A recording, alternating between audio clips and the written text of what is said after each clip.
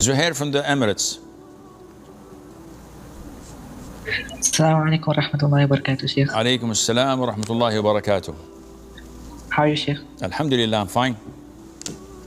Okay, so Sheikh, my question is that will men who were not married and go to Jannah, will they get Hoor al Ayn as wives? And if they were only married with one wife, what about them? Jazakallah khair. Wa jazakum. These are things of the unseen.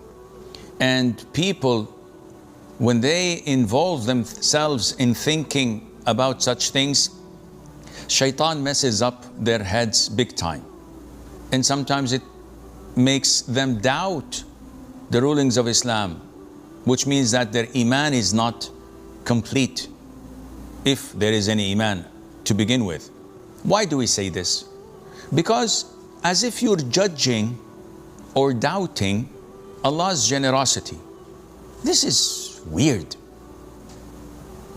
The Prophet told us, alayhi salatu wassalam, that in Jannah, in paradise, there is what no eye had seen, no ear had heard of, and it did not cross the heart of a human being. You cannot imagine it.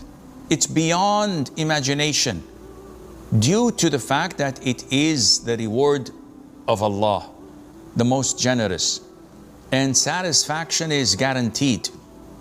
So when you come in doubt and say, okay, Sheikh, a person died without a wife, is he going to be single in paradise? Are you nuts? Of course not. He will be satisfied the fullest beyond his imagination. Now the question is it going to be from the Hoor al Ayn, or is it going to be from women who themselves were divorced or were not married? Who cares?